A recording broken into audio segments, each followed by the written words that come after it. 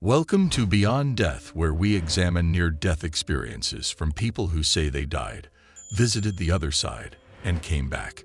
Today's story comes to us from Melissa, who describes how Jesus spoke with her after the death of her cousin, who is now her spirit guide. Let's get into it. Melissa writes, "Hello. Let me start by saying how much I enjoy your channel and how it has helped me find comfort in knowing that this life is not an end for us if we have faith and belief in God. I wanted to share my recent experience with you. It isn't an NDE as it doesn't involve me passing away, but rather being touched several times by Jesus himself. I will start from the beginning. I lost my cousin at the end of August of this year. She was only 29 years old. She was tiny yet fierce, a true survivor of all that life dealt to her because she was slightly different than everyone else in our family. There was even a time when her parents were told that she may have a form of dwarfism, yet she rose above that. She was still only 4'9" and at her heaviest, weighed around 79 pounds. She had a generous and kind-hearted spirit and a passion for hurt and discarded animals. She often volunteered at the local humane society and walked the dogs and played with the kittens. She found out she had female cancer back in May. The doctors performed an emergency hysterectomy, but the cancer had spread very quick, and by July, she was told she had a 20% chance of survival even after chemo and radiation treatment. She had one chemo session and ended up getting a spider bite on her leg which caused sepsis. It rapidly spread through her bloodstream and ultimately took her in a matter of a few short hours on August 28, 2022. This happened so suddenly, her family was unprepared for a memorial service, so it was postponed for 2 weeks. We hadn't been close for about 9 years, but there was a time when we were. Lexi grew up on the family farm that used to be owned by my grandparents. My uncle had purchased it and raised his 3 daughters there, keeping it in the family. It was a special place close to my heart, and I was so happy when I was invited to come stay there by my aunt and uncle. Lexi was in her senior year of high school at that time. I was almost 20 years older than her, but we still loved to hang out and goof around together. We would laugh till our stomachs hurt and generally have a blast doing whatever seemed to be amusing. When our aunt told me she was sick, I immediately said I wanted to go see her and see how she was doing. I am a caregiver, with nursing being my profession of many years, so I definitely wanted to see if I could be of any help. I had taken care of this same aunt when she had cancer, doing her wound care twice daily for several months.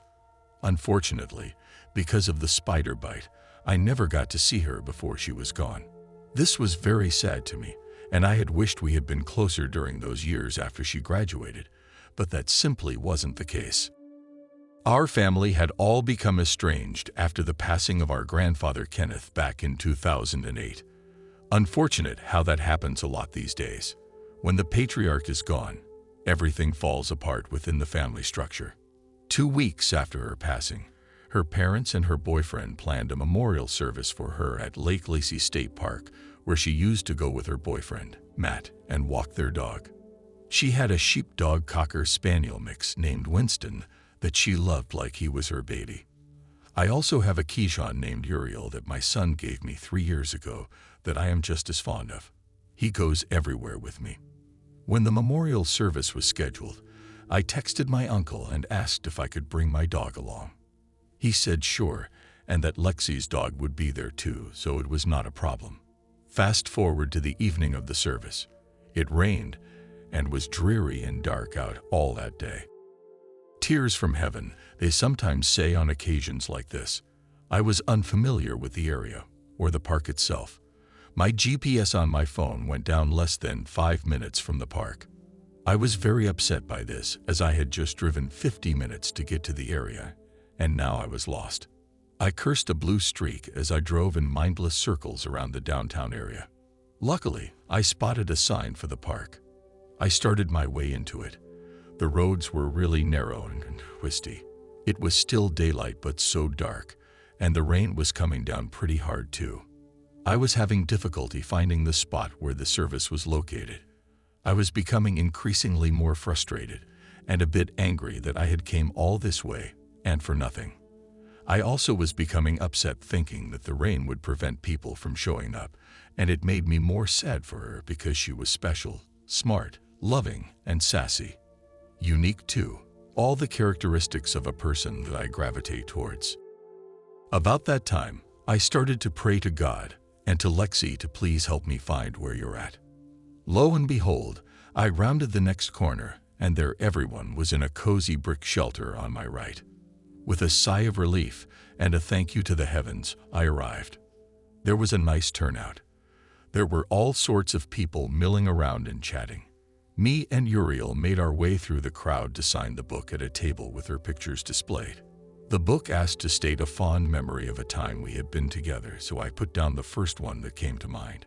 Her parents, my aunt and uncle, were busy receiving guests and condolences. I started to feel out of place and uncomfortable being that I was there all by myself with my big fluff ball of a dog. He was thoroughly enjoying himself. He always gets lots of attention since he is a rare breed, and people can't quite figure out what kind of dog he actually is. He's also quite handsome too.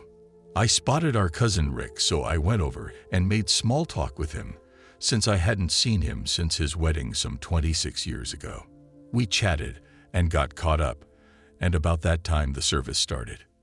You could tell that no one was prepared for her passing and really didn't know what she would have wanted. A former babysitter she hadn't been in contact with since she was around 9 or 10 spoke instead of a pastor. She may not have been all that religious, but we did have somewhat of an exposure to religion, as our grandmother would always make it a point to bring us to church with her. After this woman spoke, and it was difficult to hear her because there were several men in the background having a rather loud conversation, my aunt began to speak as my uncle stood next to her looking on. She broke down sobbing several times during this inaudible speech, stumbling over her words several times to the dismay of my uncle. I felt he was embarrassed by this, and it did seem that my aunt was definitely enjoying being the center of everyone's attention and sympathy. This annoyed me since Lexi had 2 older sisters, the oldest one being my aunt's favorite. Lexi was the one that was different. Not exactly the beauty queens the oldest 2 were. I knew deep down what my aunt really felt towards her, and that was resentment that she wasn't close to perfect like her older 2 sisters were, at least in her eyes. And on top of that, Lexi was meant to be a boy. After that display was over, it was time to line up for dinner. I got behind my cousin Rick, since he was the only one acknowledging my existence. My aunt had seen me earlier when I was signing the book, but had looked right through me as if she didn't recognize me. And my uncle was just preoccupied with everyone that had showed up despite the weather. We went through the line, gathered up some goodies, and sat down to eat. I chose to sit alone on the covered patio area while my dog wandered in and out of the tables looking for handouts. This is when I decided I was going to leave once I was finished eating. I still had the uncomfortable feeling of being there by myself, and although my aunt and uncle finally were able to break away from the crowd and say hello, I just felt like the odd man out. I left after finishing my food and began the drive home, and decided to call my mother to tell her about my aunt's behavior at the service. I have had a 6th sense about the spiritual realm since around 2017. When I am speaking the truth about something that the spirits can hear and agree with, I will break out in gooseflesh from head to toe. I proceeded to say, "Well, you know, Lexi was never her favorite daughter. Allison is." Immediately, my body broke out in gooseflesh, so I knew Lexi was listening, and agreed that this was the truth. I told my mother Lexi just agreed with me saying that.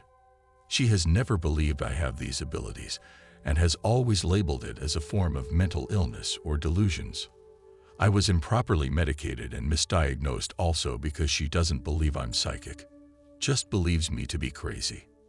The medication caused me to lose all abilities to communicate with the deceased, and I should never have been put on such a strong drug in the first place based on being misunderstood. A week after her service, my dog began becoming really lethargic and would barely lift up his head. I was really concerned, and as soon as I had the funds, I took him to the vet. The night before I took him there, I had a breakdown of sorts. I was hysterical, crying and pleading with God not to take him away from me so soon. I wasn't ready to lose him yet. He was my best friend and only companion for the past 3 years, and I just wasn't ready to let him go. I was exhausted after this and laid down on my bed and began to listen to some hypnosis recordings to try and calm myself down.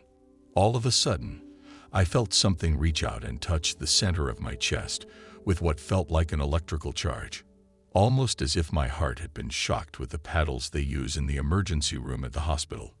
This happened 2 or 3 more times in rapid succession. It was the most exhilarating touch I had ever felt before.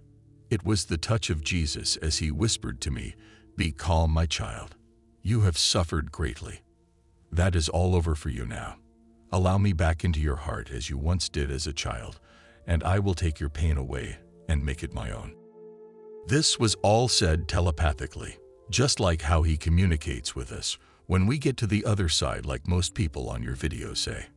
From that moment on, I have been more at ease and had a lot more peace with my life than I think I have ever been before. This is the best part of all. I am now free of the drug that was clouding my abilities and have been able to communicate with my family on the other side. My dad, my grandparents, and my middle son are all there and have greeted me.